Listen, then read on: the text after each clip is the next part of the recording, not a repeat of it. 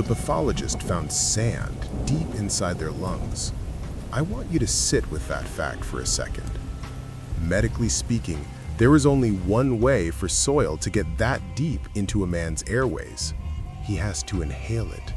He has to be gasping for breath while the earth is being shoveled onto his face. For decades, people have debated whether the Spilotro brothers were buried alive.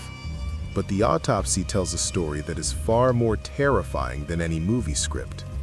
It suggests that when the dirt began to fall on them in that Indiana cornfield, they were still fighting to breathe.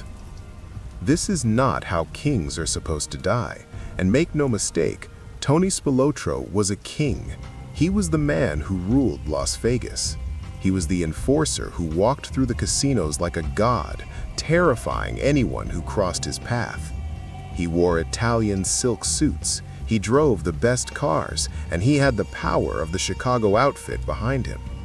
So how does a man like that end up in a shallow grave in the middle of nowhere, stripped down to his underwear, beaten beyond recognition, and left to rot like garbage? It wasn't a robbery gone wrong. It wasn't a rival gang. It was a message from his own family.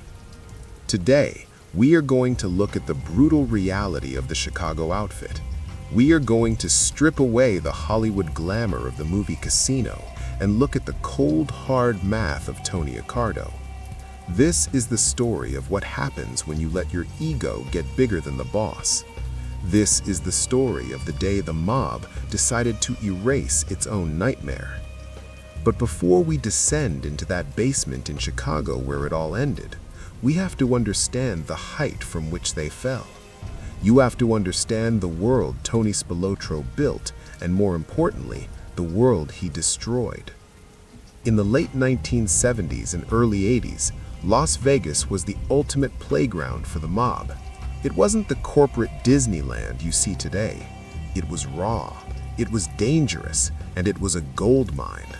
The Chicago outfit, specifically the administration back in Illinois, viewed Las Vegas as their personal ATM, and the man they sent to guard that ATM was Anthony Spilotro. They called him the Ant. He wasn't a physically imposing man. He stood only about 5 feet 5 inches tall, but he carried himself with a weight that made him feel 10 feet tall. When Tony walked into the Stardust or the Fremont, the air in the room changed. Pit bosses started sweating. Dealers kept their heads down. Everyone knew that Tony represented the heavy hand of Chicago. His job was deceptively simple: protect the Skim. For those of you who might not know, the Skim was the lifeblood of the American Mafia in the 20th century. It was the process of taking cash directly out of the count rooms before it could be recorded for taxes. We are talking about millions of dollars a month, stuffed into suitcases and flown back to the Midwest to be distributed among the bosses. For a long time, Tony was perfect for this job. He was vicious, he was efficient, he had a way of looking at people, a dead-eyed stare that made them realize their life was hanging by a very thin thread. He protected the organization's interests with absolute loyalty. If someone was cheating the house, Tony took care of it. If someone was talking to the feds, Tony took care of it. In return for his service, the bosses gave him a long leash.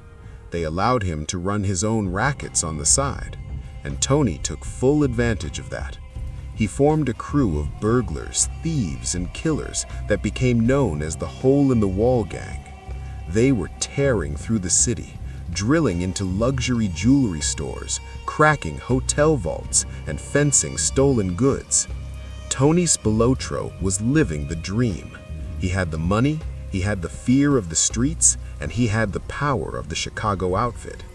But here's the thing about power in the Mafia. It is never really yours, it's leased. You're just a middle manager, and the board of directors is watching every move you make from 1,000 miles away.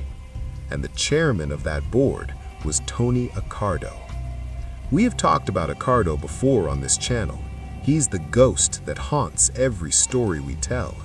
He was the big tuna. the man who started as Al Capone's bodyguard swinging a baseball bat and rose to become the most powerful, intelligent, and elusive godfather in American history. Accardo was the polar opposite of Spilotro. He was quiet. He lived in a respectable suburb called River Forest. He hated publicity. He didn't wear flashy suits. He looked like a grandfather. To Tony Accardo, the Mafia was a business, not a movie. By the mid-'80s, Tony Spilotro had forgotten who he worked for. It's a classic tragedy, isn't it? Hubris. The Greeks wrote about it thousands of years ago, and the mob lived it in 1986. Tony started believing his own headlines. He was fighting publicly with the Nevada Gaming Control Board. He was getting banned from entering casinos, which meant he had to hold court in parking lots and diners, drawing even more attention. They were practically waving a flag at the FBI. They had surveillance teams parked so close to his house in Las Vegas that they could tell you what he had for breakfast. They were bugging his phones, following his crew, and building a massive RICO case. For Tony Accardo and the other bosses back in Chicago, like Joey Ayupa, this was a disaster. The one rule of the outfit was keep your head down. Spilotro was bringing heat to the entire organization. Every time Tony's face appeared in the newspaper, it put the Skim at risk.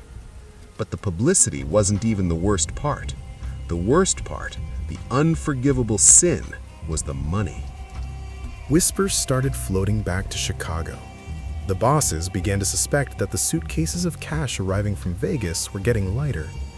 They suspected that Tony Spilotro was building his own little empire, keeping a slice of the pie that didn't belong to him.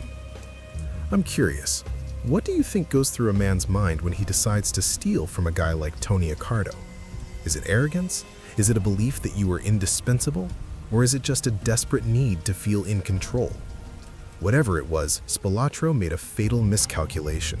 He thought he was too important to be touched. He thought his history of violence would protect him. He was wrong. In the corporate world, when a manager underperforms or steals, you fire him. You give him a severance package.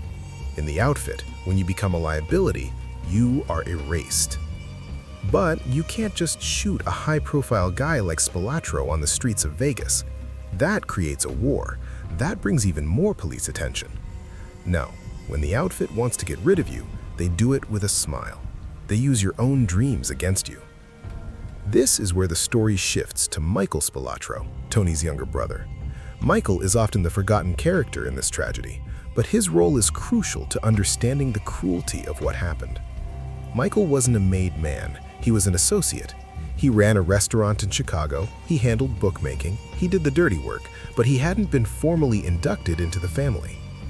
And, like anyone in that life, Michael wanted that button. He wanted the protection, the status, and the respect that comes with being a full member of the Chicago outfit. In June of 1986, the bosses set the trap. It was elegant, it was simple, and it was absolutely ruthless. They put out the word that Michael was finally going to be made. They contacted Michael and told him, "It's time. We appreciate what you've done. You're going to be a capo." It was the news he had waited his entire life to hear. And then came the kicker. They told Tony that he had to be there. They said that because Tony was such a respected member, his presence was required to vouch for his brother at the ceremony. Think about the psychological brilliance of that. Tony Spilotro was under indictment. He was stressed, he was paranoid. He was wondering if he was out of favor with the bosses. This invitation was exactly what he wanted to hear. It was reassurance. It told him, "You're still one of us. We still respect you. We still need you." It lowered his guard completely. It played on his ego and his love for his brother. It is terrifying to think about how well these men knew each other's weaknesses. On June 14th, a Saturday, Tony flew into Chicago from Vegas. He met up with Michael. Witnesses who saw them that day said they looked happy, they looked relieved. They went to Michael's house to say goodbye to his wife. And here is a detail that always gives me chills. Before they left the house, they took off all their jewelry, their Rolexes, their pinky rings, their gold chains. They took their wallets out of their pockets. They left it all on the kitchen counter. This is standard procedure for a making ceremony. The symbolism is powerful. You go in with nothing as just a man, and you come out reborn as a member of the outfit. You leave your old life behind. In a tragic twist of irony, they were preparing for a new life, but they were actually preparing themselves for identification at the morgue. They got into a Lincoln town car driven by James Marcello, a trusted driver for the mob. They drove out to the suburbs, specifically to a town called Bensonville, near O'Hare Airport. I want you to try and visualize the atmosphere in that car. It was probably a beautiful June day. They were chatting, probably joking around with the driver. Tony was likely giving Michael advice on how to handle himself during the ceremony. They were brothers, sharing a moment of triumph. They had absolutely no idea that they were driving to their own funeral. The car pulled up to a modest home. It wasn't a spooky abandoned warehouse or a factory in the industrial district. It was a normal brick suburban home, the kind of place where families have barbecues in the backyard and kids play in the driveway. This is the banality of evil that the Chicago outfit perfected. They didn't need a dungeon. A living room would do just fine. They walked up the driveway. They entered through the side door. The house was quiet. They were led towards the basement stairs. I want you to pause and really put yourself in that moment. This is the point of no return. You are Tony Spilotro. You have spent your whole life being the predator. You are the one who sets the traps. You are the one who decides who lives and who dies. And as you put your hand on that wooden railing and take the first step down into the darkness, you are still convinced that you are the king. You are expecting a table with a gun and a knife on it, a picture of a saint, the ritual of the omerta. You are expecting to shake hands, drink wine, and celebrate your brother's promotion. But as they reached the bottom of the stairs, the atmosphere in that basement shifted instantly. It is hard to describe the feeling of walking into a room and realizing you are the target, but I imagine the air suddenly felt very cold. Standing there in the dim light were almost a dozen men, but they weren't smiling. They weren't holding wine glasses. They were wearing gloves. These were the outfit's deadliest hitters, men like Nick Calabresi and Louis Marino, and watching from the shadows, the high-ranking capos. In a split second, the illusion shattered. Tony Spilotro, the tough guy of Vegas, the ant, realized the mistake. There was no ceremony, there was no button, there was only judgment. According to court testimony that came out years later in the family secrets trial, there were no cinematic speeches. Tony didn't beg for his life. He didn't try to make a deal. He knew the rules better than anyone. He simply looked at the men he had known for decades, men he had eaten dinner with, men he had trusted, and asked, "Can I say a prayer?" The answer was silence. The attack was immediate and overwhelming. Now, if you have seen the movie Casino, you remember the scene in the cornfield where they are beaten with aluminum baseball bats. It is iconic. It is one of the most famous scenes in cinema history. But it is Hollywood. The reality was much more personal, and in a way, much more brutal. They didn't use bats. They used their fists, their feet, and gun butts. They swarmed them. It was a storm of violence in a confined space. Michael Spilotro, the man who just wanted to be part of the club, was beaten alongside his brother. It wasn't quick, but it was efficient. The sounds in that basement would have been horrific. The thud of blows, the desperate gasps for air, the scuffling of shoes on concrete. Tony Spilotro, the man who had terrified Las Vegas, was reduced to nothing on a cold concrete floor in a Chicago suburb. The myth of the ant ended right there. But the work wasn't done. The outfit had cleaned house, but now they had to dispose of the problem. This brings us back to the cornfield. For years, the story on the street and the story told in the movie was that Tony and Michael were buried alive, that they were thrown into that hole in Indiana while they were still breathing, choking on the dirt as it rained down on them. It is a story that adds a layer of gothic horror to the whole event. The killers loaded the bodies into a van and drove south to Enos, Indiana, to the Willow Slough Game Preserve. The cornfield had been chosen beforehand. A grave had already been dug. It was roughly 5 feet deep. They stripped the bodies down to their underwear. Why? It's a final act of humiliation, yes. It strips away the dignity of the gangster image, but it's also practical. Clothes can be identified, labels can be traced. Flesh is just flesh. They were thrown in, one on top of the other. Dirt was shoveled over them.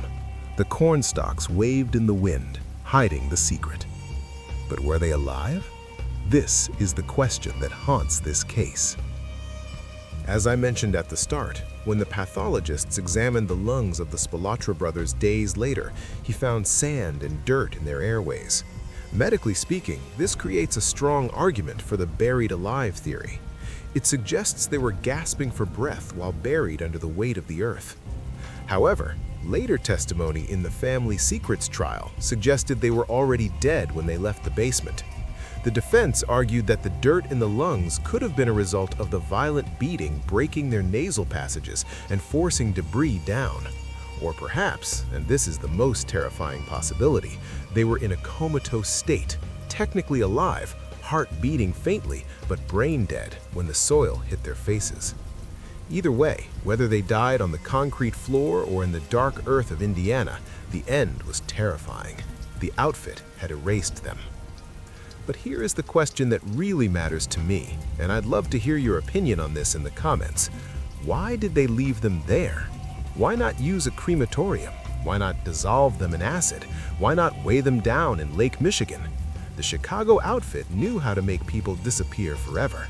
They had done it hundreds of times. They had access to funeral homes with incinerators. They had industrial equipment. The fact that the Spilotro brothers were found so quickly, just days later, suggests something chilling. Many FBI experts and Mafia historians believe they were meant to be found.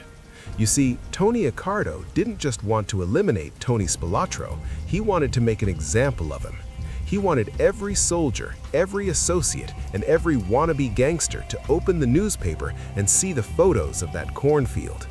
The message was clear and it was brutal. It doesn't matter how much money you make. It doesn't matter how famous you are. It doesn't matter if you run Las Vegas. It doesn't matter if you are the king of the strip. If you steal from the family, if you bring heat to the bosses, if you let your ego get bigger than the organization, you will end up in a hole in the ground, in your underwear, forgotten. It was a power move of the highest order. Tony Accardo remained in power for decades after this hit. He sat in his home in River Forest, untouchable, eating his pasta, watching his grandchildren play, while his enemies and his disappointments rotted in the ground. The hit on the Spilotros secured his control. It stopped the internal bleeding. It brought the Vegas crews back in line instantly. No one dared to skim from the skim after that. The aftermath of the murders was just as cold. There were no grand funerals for the brothers initially. The outfit moved on. The hole-in-the-wall gang fell apart. The Chicago grip on Las Vegas began to loosen, not because of Spilotro's death, but because the corporate era of casinos was taking over. The mob was being pushed out by Wall Street. In a way, Spilotro was the last of the Mohicans, the last of the street guys who thought muscle was enough to run a billion-dollar industry. Years later, the movie Casino would immortalize Tony Spilotro. Joe Pesci played him as a charming, volatile monster, but even the movie gave him somewhat a dignified death, a tragedy of hubris, sure, but a death that looked almost heroic in its violence. The reality of the cornfield was far grimmer. There was no dignity in that basement. There was only the cold, hard math of the Chicago outfit. Tony Spilotro spent his life breaking people, squeezing businesses, and terrifying innocents. In the end, he was broken by the very machine he served. He walked down those stairs trusting the system, and the system ate him alive. It makes you think about the nature of loyalty in that world, doesn't it? We often romanticize the Mafia. We talk about the code of honor and the omerta. But stories like this prove that the code is a myth. It's a tool used by the bosses to control the soldiers. Loyalty only goes up. It never comes down. Spilotro gave his life to the outfit, and the moment he became inconvenient, the outfit crushed him. So, the next time you watch a mob movie, and see the glamour, the suits, and the cash, I want you to remember the Enos Cornfield. Remember the silence of that basement in Bensonville. That is the real ending of the mob life. Not a blaze of glory, but a dirty, shallow grave in the middle of nowhere. I'm really curious to know what you think about Tony Accardo's decision here. Was it a necessary move to save the organization, or was it the act of a paranoid tyrant? And do you think Joe Pesci's portrayal in Casino did justice to the real terror of Tony Spilotro? Let me know in the comments below. I always read them. And if you want to know more about how Tony Accardo systematically eliminated his enemies and stayed out of jail for his entire life, you need to watch the video on your screen right now. The outfit never forgets, and neither should we.